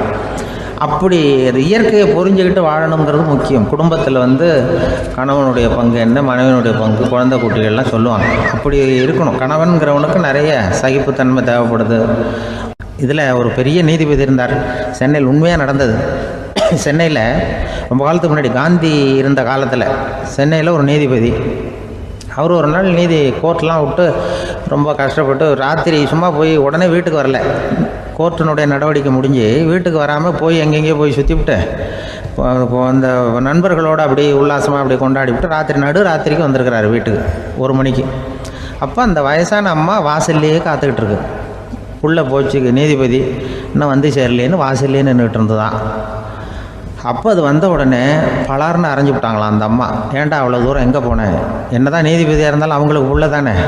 பலார்னு அரைஞ்சி விட்டாங்க. உடனே அவர் கலங்கி போய் அழுதாராம். மறுநாள் கேட்டிருக்காங்க அந்த பக்கத்தில் இருந்தவங்க, ஏன் நீ வந்து பெரிய நீதிபதி, பெரிய பதவியில் இருக்க, அதனால் உன்னை உங்கள் அம்மா அடிச்சிட்டாங்கன்னு அழுதியா அப்படின்னு கேட்டாங்களாம். அப்போ அவர் சொன்னாராம் நீதிபதி, இல்லை நான் வந்து இது மாதிரி எங்கள் அம்மாக்கிட்ட அடிக்கடி அடி வாங்குவேன். எப்போதும் அவங்க அடிக்கிற அடி பலமாக விழும். இப்போ அவங்க அடித்தது எனக்கு வலிக்கவே இல்லை. அந்த அளவுக்கு அவங்களுக்கு வயசாகிட்டுதே, பலம் குறைஞ்சிட்டுதேன்னு நினச்சி அழுதேன் அப்படின்னுக்காரான். அதுதான் புள்ள அம்மா பேரில் உள்ள பாசங்கிறது. இதே போல் நான் சொன்னது மாதிரி முன்னாடி இவர் ஒரு இறைநேச செல்வர் ஒருத்தர் இருந்தார். ஒரு அம்மா வந்து எனக்கு அப்பா தண்ணி கொடுப்பா அப்படின்றது படுக்கையில் இருந்த அம்மா. இவர் ஏதோ படிச்சுக்கிட்டு இருந்தவர், ஒரு சின்ன இளைஞர். உடனே ஓடி போய் ஒரு குவளையில் தண்ணி எடுத்துகிட்டு போய் அம்மாவுக்கு முன்னாடி நிற்கிறார். முன்ன அந்த அம்மா அதுக்குள்ளே தூங்கி போச்சு. இவர் அந்த தண்ணியை வச்சுக்கிட்டு அவர் பாட்டு நிற்கிறார். விடிஞ்சு போச்சு. விடிகிற சமயத்தில் அந்த அம்மா முடிச்சு பார்க்குது, பையன் தண்ணியோட கையில் வச்சுட்டு நிற்கிறார். ஏம்மா என்னப்பா நீ ராத்திரி பூரா தண்ணியோடு நின்றுட்டு இருக்கிறியா எனக்கா அப்படின்னு. அப்பா அவர் சொன்னாராம், ஆமாம்மா ராத்திரி தண்ணி தாகமாக இருக்குன்னு கேட்டிங்க, உடனே தண்ணி கொண்டு வந்துட்டேன். ஓடி வந்து பார்க்கும்பொழுது நீங்கள் தூங்கிக்கிட்டு இருந்தீங்க. தூங்கிட்டு இருக்கும்பொழுது உங்களை எழுப்ப வேண்டாம், தூக்கத்தை கெடுக்க வேண்டாம்னு நான் நினச்சேன். அதனால் எழுப்பலை. தூக்கம் முழிக்கிற சமயத்தில் உடனே தாகமாக இருக்கும், தண்ணி குடிக்கணும்னு ஆசைப்படுவீங்க, அதனால் தண்ணியை பக்கத்துலேயே வச்சுட்டு நிற்கிறேன் அப்படின்னு அந்த இளைஞர் சொன்னாராம். அப்படியே கட்டி பிடிச்சிட்டு நீ பிற்காலத்தில் பெரிய அறிஞராக வருவேன்னு சொல்லி அந்த அம்மா வரணும்னு சொல்லி இறைவனை வேண்டாங்களாம். அவர் தான் இஸ்லாமிய மார்க்கத்தில், தீன் மார்க்கத்தில் பெரிய ஆளானது. அதாவது ஷர்புதீன் யாஹ்யான்னு ஒருத்தர், அவர் பெரிய இஸ்லாமிய பேரறிஞராக வந்தார். இப்படி அம்மா பேரில் பாசமாக உள்ளவங்கள்லாம் இருந்தாங்க நிறையா. அப்படி அந்த குடும்பத்தில் வந்து அந்த பாசம் நேசம் எவ்வளவு இருக்கோ அவ்வளவுக்கு அவர்கள் உயர்வார்கள்ங்கிறது தான் நம்முடைய பெரிய இதெல்லாம் பெரியவங்கள்லாம் சொல்லியிருக்கிறது அதுதான். அதனால தான் அந்த கணவனுடைய பங்கு என்ன, மனைவியினுடைய பங்கு என்ன, பிள்ளைகளுடைய பங்கு என்னங்கிறத பற்றி ரொம்ப விவரமாக சொல்கிறதுக்காக தான் அதை பற்றி நாம் சிந்திக்க வேண்டிய நேரம் இதுங்கிறதுனால தான். கணவனுக்கு வந்து இது வந்துடக்கூடாது, அதாவது கோபம் வரக்கூடாது, நிதானம் வேணும் அப்படின்லாம் சொல்லுவாங்க. நிதானம், கணவன் வந்து கோபப்படக்கூடாதுமா. அதுக்கு நாங்கள் மனுஷனுக்கு சினம் தவிர்த்தல்னு பயிற்சியெல்லாம் கொடுக்குறாங்க. இப்போது மனுஷன் கோபப்படாமல் இருக்கணும், போகணும் வரணும்னு அதுக்கு சொல்லுவோம் நாங்கள். சும்மா கதை ரூபமாக சொல்கிறது. அங்கே வேதாத்திரி மகரிஷின்னு இருக்கார், அவர் இதில் வந்து சினம் தவிர்த்தல்னு பயிற்சியை கொடுப்பாங்க. குடும்ப தலைவர்கள் பெரியவங்கள்லாம் வந்து அந்த பயிற்சியை எடுத்துக்கணும். என்ன கூப்பிட்டாங்க ஒரு தரம், சினம் தவிர்த்தல்னு ஒரு பயிற்சி கொடுக்குறோம், அதில் நீ வந்து பேசுன்னாங்க. நான் சொன்னேன், நான் பயிற்சிக்கு வேணா வரேன், என்னை பேச வேண்டாம் சார், நான் வந்து பயிற்சியை கற்றுக்கிறேன். என்ன இல்லை நீ அதெல்லாம் பயிற்சி நாங்கள் கொடுக்குறோம், நீ உனக்கு என்ன தெரியுமோ சொல்லு, மனுஷன் கோவப்படாமல் இருக்கணும், அதுக்கு ஏதாவது வழி சொல்லிட்டு போ அப்படின்னு கூப்பிட்டாங்க. சரின்ட்டு போனேன். அங்கே போய் நான் சொன்னேன், இது மாதிரி எனக்கு தெரிஞ்சது ஒரு கதை மாதிரி சொன்னேன். மீனம்பாக்கம் ஏர்போர்ட், அங்கே ஜப்பானுக்கு போக வேண்டிய ஒரு பிரயாணி லக்கேஜோடு நிற்கிறார் நிறையா. இதை வாங்கி பிளேனில் ஏற்றக்கூடிய ஒரு தொழிலாளி அவர்கிட்ட ஒரு சண்டை போடுறார், அடிக்க போகிறார், திட்டுறாரு, கண்டாமலான்னு திட்டுறார். அவர் இதை ஒருத்தர் பார்த்துக்கிட்டே இருக்கார். அந்த சினம் தவிர்த்தல் பயிற்சி கொடுக்குற பேராசிரியர் ஒருத்தர் பார்த்துக்கிட்டே இருக்கார். இது எப்படி இவன் இந்த ஆள் அவ்வளவு கோபமாக அடிக்க போகிறான், திட்டுறான் அந்த பெரிய மனுஷன், இவர் பதிலுக்கு அவர் திட்டவே இல்லையே. அந்த தொழிலாளி சிரிச்சுக்கிட்டே சரி சார் அப்படின்னுட்டே இருக்கான். இவர் லக்கேஜை வாங்கி பிளேனில் ஏற்றுற தொழிலாளி இப்போ கண்ணாவனா அடிக்க போகிறான், திட்டுறான், முகம் செவந்து போச்சு. இவருக்கு என்ன ஆச்சரியம்னா, இந்த ஆள் இவ்வளவு கோவப்படுறான், அதை வாங்கி அந்த தொழிலாளி கொஞ்சம் கூட முகத்தில் கோபமே படலையே, சிரித்த முகத்தோடு இருக்கானே, இவன் வந்து நமக்கு பயிற்சி வகுப்பு எடுக்கலாம் போல இருக்க அப்படின்னு இவர் நினச்சிட்டார். ரொம்ப நேரம் அவர் கத்திக்கிட்டு இருந்தார். சரி சார்ன்ட்டு அதை வாங்கிட்டு அவர் போயிட்டார். போனதுக்கப்புறம் அவர் இந்த ஆள் அப்புறம் பிளேன் வந்தது, ஏறி அவர் போயிட்டார், ஜப்பானுக்கு போயிட்டார். அதுக்கப்புறம் இந்த சினம் தவிர்த்தல் பேராசிரியர் ஓடி போய் அந்த தொழிலாளியை பிடிச்சி கொண்டு வந்தார். இந்த பாருப்பா, நான் வந்து காலையிலேருந்து பார்த்துக்கிட்டு இருக்கேன், அந்த ஆள் உன்னை அடிக்க வந்தான், திட்ட வந்தான், இவ்வளவு கோவப்படுறான், உனக்கு பதிலுக்கு நீ கோவமே படலையே, உனக்கு கோவமே வராதா, அது எப்படி நீ சினம் தவிர்க்கிறது, எப்படி உனக்கு கோவமே வரலையா அப்படின்னு கேட்டிருக்கார்.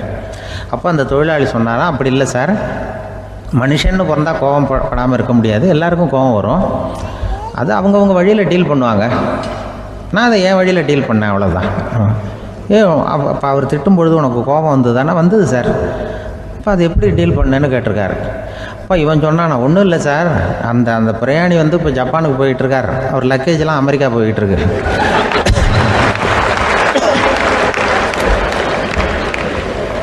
இதுக்கு நாம் எதுக்கு சார் அனாவசியமாக அவன்கிட்ட போய் சண்டை போட்டுக்கிட்டேன்? அப்படி மாற்றி ஏற்றி விட்டா அவன் போய் பார்த்துக்கிறான் எங்கேயாவது. அதுதான் நான் சினம் தவிர்க்கிற வழி அப்படின்னு சொன்னாரான். உடனே இதை தான் எனக்கு தெரிஞ்சது கோபம் வராமல் இருக்கிறதுன்னு அங்கே பேசினேன் அந்த கூட்டத்தில். அதுக்கப்புறம் இன்ன வரைக்கும் அவங்க கூப்பிடுறதே இல்லை என்ன.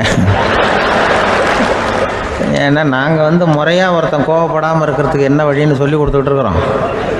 நீ இப்படி பண்ணுறியப்பா அப்படின்னு சொல்லி. இப்போ எப்படின்னா, ஒரு 600 வருஷத்துக்கு முன்னாடி மனுஷனுக்கு இருந்த நெருக்கடி இருக்குது பாருங்கள். ஒரு 600 வருஷத்துக்கு முன்னாடி மனுஷனுக்கு எவ்வளோ நெருக்கடி இருந்ததோ அதுபோல் 40 பங்கு இப்போ அதிகமாகிட்டு தான் கண்டுபிடிச்சி சொல்லியிருக்கிறாங்க.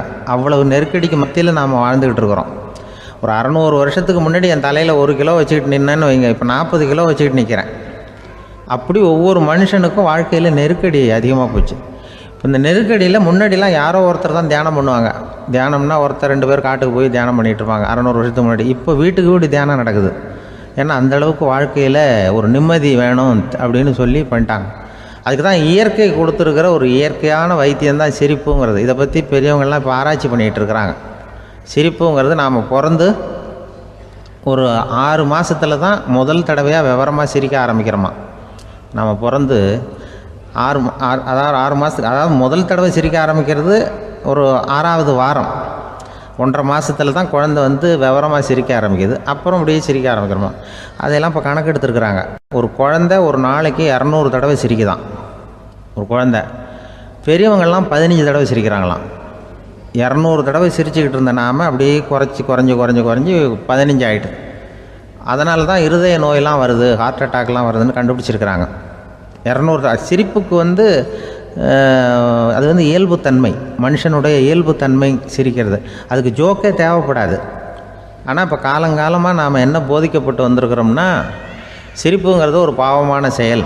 ஒரு முதலாளிக்கு முன்னாடி தொழிலாளி சிரித்தா மரியாதை குறைச்சல், ஒரு கணவனுக்கு முன்னாடி மனைவி சிரித்தா மரியாதை குறைச்சல், அது மாதிரி ஒரு வாத்தியாருக்கு முன்னாடி பையன் சிரித்தா மரியாதை குறைச்சல், ஒரு ஆஃபீஸருக்கு முன்னாடி பியூனு சிரித்தா மரியாதை குறைச்சல், இப்படின்னு சொல்லி சிரிப்புங்கிறது ஏதோ மரியாதை குறைவான செயல்னு காலங்காலமாக நாம் போதிக்கப்பட்டு வந்திருக்கிறோம். இப்போ மரபு ரீதியாகவே அந்த சிரிப்பு வந்து நம்மகிட்ட சிறைப்பட்டுருக்கு தான், அடங்கி போச்சு. அந்த சிறைப்பட்டிருக்கிற சிரிப்பை வெளியில் கொண்டு வர்றதுக்கு தான் ஜோக்குன்னு ஒரு சாவியை போட வேண்டியிருக்கு. வேறு இந்த ஜோக்குக்கும் சிரிப்புக்கும் சம்மந்தம் இல்லை. அதை ஏற்கனவே இருக்கிறத வெளில கொண்டு வரதுக்கு ஒரு சாவி மாதிரி உபயோகப்படுதுன்னு இப்போ அதை பற்றி ஆராய்ச்சி பண்ணுறவங்களாம் சொல்கிறாங்க. ஏன்னா சிரிப்புக்கு ஜோக்கு தேவைப்படாது. இப்போ ஒரு குழந்தை தொட்டிலில் படுத்துருக்குன்னு வைங்களேன், குழந்தை தொட்டிலில் இருக்குது, அது முகத்துக்கிட்ட போய் ஒரு கிளுகிழுப்பை ஆட்டுங்க சிரிக்கும். அந்த கிளுகிழுப்பை சத்தமே சிரிக்க வைக்கிறதுல அதுதான் மனுஷனுடைய இயல்புத்தன்மை. அது என்ன ஜோக்காது? சத்தம். ஒரு கிளுகிழுப்பையை கொண்டு போய் குழந்தை முகத்துக்கிட்ட ஆட்டினா சிரிக்குதே, அதுதான் இயல்புத்தன்மை. அதே கிளுகிழுப்பையை ஒரு தாத்தா மூஞ்சிக்கிட்ட ஆட்டுங்க, கோவம் வந்துடும், அடிக்க வருவார். என்னடா விளையாட்டு இது அப்படிமாரு. ஏன்னா அவர் சிரிச்சுக்கிட்டு இருந்தவர், அப்படி இருந்தவர் ஒரு காலத்தில். ஒரு கிளுகிழுப்புக்கு சிரித்தவர் ஒரு காலத்தில் இப்போ கோவப்படுறாருன்னா அந்த அளவுக்கு நம்ம மாறி போயிட்டே வந்துக்கிட்டு இருக்கிறோம். அதனால் வந்து அந்த இயல்புத்தன்மை மாறாமல் இருக்கணுங்கிறது ரொம்ப முக்கியம். அதுக்காக எல்லோரையும் குழந்தையாக்க முடியாது. மனுஷன் வந்து எல்லோரும் இனிமேல் வந்து வயசுங்கிறது கூட ஆகிட்டே தான் இருக்கும். அதுக்காக குறைச்சிக்கிட்டே போக முடியாது. அதுக்கு யாராவது மருந்து கண்டுபிடிச்சா தான் உண்டு. ஆனால் ஒருத்தர் மருந்து கண்டுபிடிச்சாராம், சொல்லுவாங்க. ஒரு டாக்டர் வந்து ஒரு மாத்திரை கண்டுபிடிச்சாராம். ஒரு மாத்திரை சாப்பிட்டா ஒரு வயசு குறையும், ஒரு மாத்திரை சாப்பிட்டா ஒரு வயசு குறையும் அப்படின்னு ஒரு மாத்திரையை கண்டுபிடிச்சிருக்காரு. ஒரு பாட்டி அம்மா, 90 வயசு பாட்டி, அது போயிருக்கு. அதே டாக்டர்கிட்ட போய், ஐயா எனக்கு ஒரு பாட்டில் மாத்திரை கொடுங்க, இந்த வயசு குறையிற மாத்திரை அப்படின்றது. அவர் ஒரு பாட்டில் கொடுத்தாரு மாத்திரை. பாரும்மா பாட்டியம்மா, ஒரு மாத்திரை சாப்பிட்டா ஒரு வயசு குறையும், எடுத்துகிட்டு போகணும்னு கொடுத்துருக்காரு டாக்டர். இந்த 90 வயசு பாட்டி எடுத்துகிட்டு வீட்டுக்கு வந்துட்டு மறுநாள் அதே டாக்டர்கிட்ட போயிருக்கு. 30 வயசு பொண்ணாக போச்சான். 30 வயசு பொண்ணாக மாறி அதே டாக்டர்கிட்ட போயிருக்கு. இடுப்பில் ஒரு கை குழந்தை, அது சட்டை கிட்ட போடாமல் கட்டவரில் வாயில் வச்சுட்டு உட்காந்துருக்கு. நேராக டாக்டர்கிட்ட போய், டாக்டர் நேற்று வந்தேன், ஏதோ ஒரு மாத்திரை சாப்பிட்டா ஒரு வயசு குறையுன்னீங்க, நான் ஏதோ ஒரு ஆர்வத்தில் ஒரு 30-40 மாத்திரை சாப்பிட்டேன், இப்படி ஆகிட்டேன் அப்படின்னு. இப்போ டாக்டர் சொல்லியிருக்காரு, இதுக்கு ஏமா வருத்தப்படுற, எல்லோரும் வந்து வயசு குறையணும்னு தான் நினைக்கிறாங்க, உனக்கு வயசு குறைஞ்சிட்டுது, நீ சந்தோஷப்படு, இதுக்கே மறுபடியும் என்கிட்ட வந்திருக்கிற அப்படின்னாரான் டாக்டர். அப்போ அந்த அம்மா சொல்லித்தான், என்னை பற்றி பரவாயில்ல டாக்டர், என் இடுப்பில் பாருங்கள் கை குழந்தை, இது சட்டை கிட்ட போடாமல் உட்காந்துருக்கு, கட்டவரில் வாயில் வச்சுட்டு உட்காந்துருக்கு, இது ரொம்ப ஆர்வத்தில் ஒரு 70 மாத்திரையை சாப்பிட்டு விட்டுது, இது என் வீட்டுக்காரரு. இவர் இடுப்பை விட்டு கீழே இறங்க மாட்டேங்கிறாரு. நான் எதையாவது கொடுத்து இனிமேதான் வயசை கூட்டி இறக்கி விடுவேன் டாக்டர் அப்படின்னு தான். அவர் ஏதோ நமக்கும் இதுக்கும் சம்மந்தம் இல்லைங்கிறது மாதிரி கட்டாரில் வச்சுட்டு அவர் பாட்டு உட்காந்துருக்கார். ஏதோ நமக்கு இந்த உலகமே இல்லை, நமக்கு சம்மந்தம் இல்லைங்கிற மாதிரி உட்காந்துருக்காரு. இப்படியே நான் தூக்கிட்டு எங்கே அலையிறது இது அப்படின்னு தான். அதனால் வயசை குறைக்கிறது இயற்கைக்கு விரோதமாக நாம் பண்ண முடியாது. ஆனால் இந்த இயல்புத்தன்மை மாறாமல் வச்சுக்கலாம். குழந்தை மாதிரி மாற முடியாதே தவிர அந்த குழந்தை தன்மையோடு வாழறதுக்கு கற்றுக்கணும். அதுதான் வாழ்க்கையில் இன்பமாக வாழறதுக்கு வழி. குழந்தைத்தனமாக இருக்கக்கூடாது, குழந்தை தன்மையோடு இருக்கணும்னு சொல்லுவாங்க. குழந்தை தன்மைங்கிறது வேறு, குழந்தைத்தனம்ங்கிறது வேறு. அப்படி ஒரு மாத்திரை கண்டுபிடிச்சிட்டா இப்போ யாராவது ஒருத்தவங்க இடுப்பில் குழந்தைய தூக்கிட்டு போனால் போய் கேட்கணும், ஏம்மா இது ஏன் வீட்டுக்காரரா உன் குழந்தையா அப்படின்னு கேட்டு அதுக்கப்புறம் அவருக்கு வணக்கம் சொல்லணும். இப்படிலாம் ஆகிடும் நிலைமை. இயற்கையை நம்ம மாற்ற முடியாது. அதுக்கு தகுந்தாப்புல தான் நாம் பண்ணணும். குழந்தை தன்மையோடு வாழறதுக்கு குடும்பத்தில் குழந்தை தன்மைங்கிறது எப்படின்னா, இப்போ சில பேருக்கு அந்த குழந்தைத்தன்மை உண்டு. ஒரு வீட்டில் ஒரு புள்ள படுத்துருக்கு, அம்மா எழுப்புறாங்க, காலேஜுக்கு நேரமாச்சு எழுந்திரிப்பா, காலேஜுக்கு நேரமாச்சு எழுந்திரிப்பா அப்படின்ட்டு. அந்த அம்மா அந்த புள்ளை சொல்லியிருக்கு, ஐயோ எனக்கு காலேஜுக்கு போகிறதுக்கே பிடிக்கலம்மா, என்னை தொந்தரவு பண்ணாத, காலேஜுக்கு போகிறதுக்கு எனக்கு பிடிக்கல அப்படின்னு தான். அப்போ அந்த அம்மா சொல்லியிருக்கு, ஏன் உனக்கு காலேஜுக்கு போகிறதுக்கு பிடிக்கல, கல்லூரிக்கு போகிறதுக்கு, அதுக்கு 2 காரணம் சொல்லு அப்படின்னுருக்க. அப்போ அந்த புள்ளை சொல்லிச்சான், ஏன் பிடிக்கலன்னா கல்லூரியில் இருக்கிற வாத்தியாருக்கும் என்ன பிடிக்க மாட்டேங்குது, ஆசிரியர்களுக்கும். 2வது காரணம், கல்லூரியில் படிக்கிற மாணவர்களுக்கும் என்ன பிடிக்கல, அதனால் நான் காலேஜுக்கு போக மாட்டேன்ற குழந்தை இந்த புள்ள சொல்லியிருக்கு. அம்மா அப்படிலாம் நீ இதுக்காக போகாமல் இருக்கக்கூடாது, நீ போய் தான் ஆகணும் அப்படின்னு பிடிவாதமாக அந்த அம்மா பிள்ளைய எழுப்புனாங்களாம். சரி, நான் எதுக்கு காலேஜ் போகணும்னு சொல்கிறேன், அதுக்கு நீ 2 காரணம் சொல்லு அப்படின்னு தான் அந்த புள்ள. அப்போ அந்த அம்மா சொன்னாங்களாம், நீ ஏன் காலேஜுக்கு போகணும்னா, முதல் காரணம் உனக்கு வயசு 52, 2வது காரணம் நீ தான் பிரின்சிபால் அப்படின்னு தான். என்ன இருந்தாலும் அவங்க அம்மாவுக்கு அது புள்ள தானே. அதுதான் குழந்தைத்தன்மைங்கிறது. 52 வயசுலேயும் குழந்தைத்தன்மையோடு இருக்கார் பாருங்கள், அதுதான் அந்த குழந்தைத்தன்மையோடு வாழறது தான் வெற்றிக்கு வழின்னு சொல்லுவாங்க. ஒரு பெரிய கிராமம், அந்த கிராமத்தில் ஒரு பண்ணையார் வீடு, அதுதான் அந்த கிராமத்திலே பெரிய வீடு. ஒரு நாள் ஒரு திருடன் அந்த கிராமத்துக்கு வந்தான், சுற்றி பார்த்தான். அந்த பண்ணையார் வீடு கண்ணில் பட்டுது. இன்னைக்கு ராத்திரி இந்த வீட்டில் தான் நம்ம தொழில் ஆரம்பிக்கணும் அப்படின்னு சொல்லி அவன் முடிவு பண்ணிக்கிட்டான். ஏன்னா அதுதான் அந்த கிராமத்திலே கொஞ்சம் பெரிய வீடு, அங்கே தான் அவன் எதிர்பார்க்குறது ஏதாவது கிடைக்கும் அப்படிங்கிறது அவனுடைய முடிவு. நடு ராத்திரி அவன் மெதுவாக சுவரேறி குதித்து அந்த பெரிய வீட்டுக்குள்ளே புகுந்தான். அங்கே போய் பார்த்தா முக்கியமான இடங்கள்ல எல்லாம் காவலுக்கு ஆள் நின்றுட்டு இருக்கிறாங்க ராத்திரி நேரத்தில். சரி, இந்த வீட்டில் நம்மால் திருட முடியாது அப்படின்னு முடிவு பண்ணிட்டு மெதுவாக வந்த வழியிலேயே திரும்பி வந்தான். அந்த சமயத்தில் காலில் ஏதோ தட்டுப்பட்டுது. என்னது அப்படின்னு சொல்லி குனிஞ்சு பார்த்தா அங்கே ஒரு பெரிய வெங்காய மூட்டை அடுக்கி வச்சிருக்கிறாங்க. சரி, வந்ததுக்கு வெறுங்கையோடு திரும்ப வேண்டாமே அப்படின்னு சொல்லி கையில் இருந்த ஒரு பெரிய பை நிறைய அதை அள்ளி போட்டுக்கிட்டான். வெங்காயத்தை போட்டுக்கிட்டு புறப்படுற சமயத்தில் கப்புன்னு கழுத்தில் ஒரு கை விழுந்தது. ஆள் மாட்டிக்கிட்டான். அதாவது காவலாளிகள் அவனை பிடிச்சி வச்சுக்கிட்டாங்க. மறுநாள் காலையில் அந்த திருடனை பண்ணையார் முன்னாடி கொண்டுட்டு போய் நிறுத்தினாங்க. ஐயா, இந்த ஆள் ராத்திரி நம்ம வீட்டில் திருடுறதுக்காக வந்தான், வெங்காயத்தை அள்ளிட்டு புறப்படுறப்போ மாட்டிக்கிட்டான் அப்படின்னாங்க. அவர் பார்த்தார், என்னப்பா இவங்க சொல்கிறது உண்மைதானான்னு கேட்டார். ஆமான்னு ஒத்துக்கிட்டான் அந்த ஆள். பண்ணையார் அதுக்கப்புறம் கொஞ்சம் யோசனை பண்ணார். அப்புறமா தீர்ப்பு வழங்கினார். இதை பார்ப்பா, நீ இங்கே திருட வந்தது குற்றம், அதுக்காக நீ 100 ரூபாய் அபராதம் செலுத்தணும், அல்லது 100 கசையடிகள் வாங்கணும். அதுவும் இல்லைன்னா நீயே திருடுன அவ்வளவு வெங்காயத்தையும் பச்சையா என் கண் முன்னாடியே சாப்பிட்டுடணும். இதில் எந்த தண்டனையை ஏற்றுக்கிறது அப்படிங்கிறத பற்றி நீயே யோசனை பண்ணி முடிவு எடுத்துக்கலாம் அப்படின்னு சொல்லிவிட்டார். அதாவது இவனே முடிவு பண்ணிக்க வேண்டியது, 100 ரூபா பணம் கட்டுறியா, இல்லது சாட்டை அடி வாங்குறியா, அல்லது வெங்காயத்தை சாப்பிட்றியா, இதுதான் அவர் கொடுத்தது, நீயே முடிவு பண்ணி சொல்லுன்னு விட்டார். திருடன் கொஞ்சம் நேரம் யோசனை பண்ணி பார்த்தான். அவனுக்கு இருக்கிறதுலே ரொம்ப சுலபமாக தெரிஞ்சது இந்த வெங்காயத்தையே சாப்பிட்டுட்றேன்ட்டான். ஐயா, நான் இந்த வெங்காயத்தையே சாப்பிட்டுட்றேன், அதுதான் எனக்கு கொஞ்சம் சுலபமாக தெரியுதுன்னா சரின்னு விட்டார் பண்ணையார். அப்படியே எல்லாத்தையும் கொண்டு கொட்டினாங்க. ஒவ்வொன்றா எடுத்து சாப்பிட ஆரம்பித்தான். கொஞ்ச நேரம் சுவாரஸ்யமாக சாப்பிட்டான். அதுக்கப்புறம் வாய் எரிய ஆரம்பிச்சுட்டுது. கண்ணு ரெண்டும் செவந்து போச்சு. கண்ணில் இருந்து தார தாரையாக கண்ணீர் வழிய ஆரம்பிச்சுட்டுது. ஒரே எரிச்சல். அவனால் தாக்கு பிடிக்க முடியல. வெங்காயம் பாதி கூட தீரல. பார்த்தான், சரி இது நமக்கு சரிப்பட்டு வராது அப்படின்னு முடிவு பண்ணிட்டான். ஐயா, என்னை மன்னிச்சுக்கோங்க, இது என்னால் முடியாது போல இருக்கு, பேசாமல் எனக்கு 100 சாட்டை அடியாக கொடுத்துருங்க அப்படின்னா. அவரும் சரின்னார். சாட்டை அடி விழ ஆரம்பிச்சிது. அதுவும் ஆரம்பத்தில் ஒரு மாதிரியாக இருந்தது. ஒரு 60 அடிகள் விழுற வரைக்கும் தாங்கினான். அதுக்கு மேலே அவனால் முடியல, தாக்கு பிடிக்க முடியல. ஐயா, என்னை மன்னிச்சுக்கோங்க அப்படின்னு மறுபடியும் பண்ணையார் காலில் விழுந்தான். ஐயா, இதுவும் எனக்கு சரிப்பட்டு வராது போல இருக்கு, பேசாமல் 100 ரூபா அபராதமே கட்டிவிட்றேன் அப்படின்னா. அதே மாதிரி பணத்தை எடுத்து கொடுத்துட்டு அவன் பாட்டுக்கு போனான். இப்படி ஒரு கதை உண்டு. இந்த கதையை உலக புகழ்பெற்ற மனோதத்துவ மேதை எம் ஸ்காட் பெக் ஒரு உதாரணமாக எடுத்து சொல்கிறார். எதுக்காக அவர் எடுத்து சொல்கிறாருன்னா, இந்த முடிவெடுக்கும் திறன் அப்படிங்கிறத விளக்கிறதுக்காக. வாழ்க்கையில் முடிவெடுக்கிற திறன் நம்ம ஒவ்வொருத்தருக்கும் ரொம்ப அவசியம். எந்த சந்தர்ப்பத்தில் எப்படி முடிவெடுக்கிறோம் அப்படிங்கிறத வச்சு தான் நம்ம வாழ்க்கை அமையும். எவ்வளவு தான் பணம் இருந்தாலும் சரி, எவ்வளவு தான் படிச்சிருந்தாலும் சரி, இந்த முடிவெடுக்கிற திறன் சரியாக இல்லைன்னா வாழ்க்கையில் பல சறுக்கல்களை சந்திக்க வேண்டியிருக்கும்.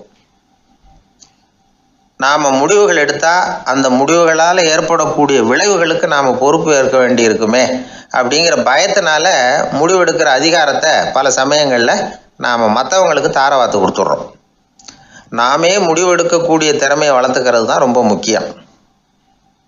ஒருத்தர் சொன்னார், சார், சின்ன சின்ன பிரச்சனைகள்ல எல்லாம் எங்கள் வீட்டில் என் மனைவி முடிவு எடுக்க விட்டுருவேன், பெரிய பிரச்சனைகள்ல எல்லாம் நான் தான் முடிவெடுப்பேன் அப்படின்னார். பரவாயில்லையே அப்படின்னு சொல்லி, சின்ன சின்ன பிரச்சனைகள்னா எதுங்க அப்படின்னு கேட்டேன். ஒன்றும் இல்லை, இந்த வீட்டு வருமானத்தை பெருக்கிறது எப்படி, வீட்டு செலவை சரி கட்டுறது எப்படி, வீட்டு செலவுக்கு வாங்கியிருக்கிற கடனை அடைக்கிறது எப்படி, இதெல்லாம் சின்ன சின்ன பிரச்சனைகள், என் மனைவிகிட்ட முடிவெடுக்கிற விஷயத்தை விட்டுருவேன்னார். பெரிய பிரச்சனை தான் நான் எடுத்துக்குவேன்னார். அப்படின்னா பெரிய பிரச்சனைன்னா எது சார் அப்படின்னு கேட்டேன். அது என்னென்னா, இந்த உலக பொருளாதாரத்தை மேம்படுத்துறது எப்படி, 21ஆம் நூற்றாண்டில் என்னென்ன சவால்களை சந்திக்க வேண்டியிருக்கும் உலகம், இதெல்லாம் நான் பார்த்துக்குவேன் அப்படின்னார். பாருங்கள், இது பிரச்சனைகள்லேருந்து தப்பிக்கிற வழி. அதனால் வாழ்க்கையில் பிரச்சனைகளை சந்திக்கிறதுக்கு தயங்கக்கூடாது. அதே மாதிரி சரியான நேரத்தில் சரியான முடிவு எடுக்கிறதுக்கு நாம் கற்றுக்கணும். அது ரொம்ப முக்கியம். ஒரு ரயில் போய்கிட்டு இருக்கு. அதில் ஒரு பெரியவர் பிரயாணம் பண்ணிகிட்டு இருக்கிறார். எதிரில் ஒரு பெரிய அதிகாரி, ஐஏஎஸ் ஆஃபீஸர் உட்காந்துருக்கிறார். 2 பேருக்கும் முன்ன பின்ன அறிமுகம் இல்லை. அவர் வேற யாரோ, இவர் வேற யாரோ. ஒரே ரயிலில் பிரயாணம் பண்ணிகிட்டு இருக்கிறாங்க. அதுவும் எதிர்த்த இருக்கையில். ஏதோ ஒரு நகரத்தில் வண்டி நின்றுது. 2 பேரும் கீழே இறங்கினாங்க. பெரியவர் ஒரு ட்ரங்க் பெட்டியோட கீழே இறங்கினார். அந்த அதிகாரி கையில் ஒரு சின்ன பெட்டி. அவர் அந்த சின்ன பெட்டியை கீழே வச்சுட்டு கூலி கூலின்னு கத்திக்கிட்டு இருந்தார். இந்த பெரியவர் பார்த்தார், ஐயா, இந்த பெட்டி மட்டும்தானா, இல்லை இன்னும் ஏதாவது இருக்குதா அப்படின்னு விசாரித்தார். இப்போ அதிகாரி சொன்னார், இல்லைங்க, இது மட்டும்தான் அப்படின்னு சொன்னார். இதுக்கு என்னத்துக்காக கூலி ஆள், நானே எடுத்துக்கிட்டு வரேனே, வாங்க அப்படின்னு சொல்லி அந்த பெட்டியை அந்த பெரியவர் கையில் எடுத்துக்கிட்டார். எடுத்ததும் 2 பேரும் பேசிக்கிட்டே நடந்து வராங்க. இப்போ பெரியவர் சொன்னார், இப்போ உள்ள நாகரிகம் எப்படி இருக்குன்னா, சுமை கால் பணம், சுமக்கூலி முக்கால் பணம் அப்படிங்கிற மாதிரி இருக்குது. பணத்தை வீணாக்கிறதோட இது கௌரவம்னு வேற நினைக்கிறாங்க அப்படின்னார். அவர் சொல்கிறது சரிதான். 10 ரூபாய் மதிப்புள்ள ஒரு சுமையை 30 ரூபா கொடுத்து தூக்கிட்டு போவோம். நாமே அதை தூக்கினா நமக்கு கௌரவ குறைச்சல் அப்படின்னு நினைப்போம். இதுதான் நம்ம நிலைமை. ஆனால் அந்த பெரியவர் என்ன சொன்னார் தெரியுமா? நீங்கள் எங்கே போகணுமோ அது வரைக்கும் நானே இதை எடுத்துகிட்டு வரேன் அப்படின்னார். அந்த அதிகாரி பக்கத்தில் உள்ள ஒரு ஹோட்டல் வரைக்கும் போனார். பெரியவரும் அங்கே கொண்டுட்டு போய் பெட்டியை வச்சார். உடனே அந்த பெரிய அதிகாரி அவருக்கு பணம் கொடுக்கறதுக்காக பர்ஸை எடுத்தார். உடனே இவர், ஐயா, எனக்கு கூலி எதுவும் வேணாம், உங்களுக்கு சேவை செய்கிறது என்னுடைய கடமை. நான் இந்த சேவையை செய்தது பணத்துக்காக இல்லை, அன்புக்காக அப்படின்னு சொல்லிவிட்டார். அதுக்கப்புறம் அவர் நன்றினார். 2 பேரும் பிரிஞ்சுட்டாங்க. இது முடிஞ்சது. அன்னைக்கு சாயந்தரம் அங்கே ஒரு பெரிய கூட்டம் நடக்குது. இந்த அதிகாரியும் அந்த கூட்டத்துக்கு போகிறார். மக்கள் கூட்டம் ரொம்ப அதிகம். அதனால் இந்த அதிகாரியும் ஒரு ஓரமாக உட்காந்துக்கிட்டார். அப்புறம் கொஞ்ச நேரத்தில் இந்த முக்கிய விருந்தினர் பேசுகிறதுக்காக வரார் மேடைக்கு. மேடையில் இருந்த பெரியவங்கள்லாம் எழுந்திரிச்சு நின்று அவருக்கு மாலை போட்டு மரியாதை செய்கிறாங்க. எங்கேயோ ஒரு மூலையில் உட்காந்துருந்தார் அதிகாரி. அவர் இதை கவனித்தார். அவருக்கு ரொம்ப ஆச்சரியம், அதிர்ச்சி. ஏன்னா அங்கே பேச வந்த முக்கிய விருந்தினர் வேற யாரும் இல்லை, இன்னைக்கு காலையில் இவர் பெட்டியை தூக்கிட்டு வந்தார் பெரியவர், அவர் தான். சரி, அந்த பெரியவர் யார் தெரியுமா? அவர் தான் ஈஸ்வர சந்திர வித்யாசாகர். கூட்டம் முடிஞ்சது. அதிகாரி அவரை தேடி ஓடினார். அவர் கைகளை பிடிச்சிக்கிட்டார். ஐயா, என்னை மன்னிச்சுடுங்க அப்படின்னாரு. அப்புறம் சொன்னார், அகங்காரங்கிற கெட்ட புத்தி தான் உண்மையை கண்கள்ல இருந்து மறைக்குது. அகங்காரம் தான் மனுஷனை அழிக்குது. நீங்கள் ரொம்ப பெரிய மனிதர், இருந்தாலும் மனிதத்தன்மையோடு நடந்துக்கிறீங்க. இந்த அன்பு, தயவு, பொறுமை இதெல்லாம் இல்லைன்னா மனிதனாக இருக்கிறதுல என்ன பிரயோஜனம் அப்படின்னு சொல்லிவிட்டு அந்த அதிகாரி போனாராம். மனிதத்தன்மைன்னா என்ன அப்படிங்கிற கேள்விக்கு இந்த பெரியவர் ஒரு உதாரணம். இப்பெல்லாம் அப்படியா இருக்கிறாங்க? ஒரு பெரியவர் ஒரு பெட்டியை தூக்கிட்டு வந்துக்கிட்டு இருக்கிறார். ஒரு இளைஞன் ஓடி வந்தான். கொடுங்க சார், நான் தூக்கிட்டு வரேன்னா. கொடுத்தார். வாங்கி தலையில் வச்சுக்கிட்டான். அப்புறம் சொன்னான், அடுத்தவங்க சிரமப்படக்கூடாதுங்கிறது என்னுடைய கொள்கை அப்படின்னா. அது நல்லது தான்னார் அவர். கடைசியில் பெட்டியை கொடுத்தான். வாங்கிக்கிட்டு பர்ஸை திறந்தார் பணம் கொடுக்கறதுக்காக. வேணாங்க அப்படின்னு விட்டான் அந்த இளைஞன். ஏன்னார், நான் சொன்னேன் அடுத்தவங்க சிரமப்படக்கூடாதுங்கிறது என்னுடைய கொள்கைன்னு. அதனால் உங்களுக்கு சிரமம் கொடுக்கக்கூடாதுங்கிறதுக்காக வரும்பொழுது நானே உங்கள் பர்ஸை எடுத்து வேணுங்கிற பணத்தை எடுத்துக்கிட்டு திருப்பி உங்கள் பாக்கெட்லேயே போட்டுவிட்டேன் அப்படின்னா.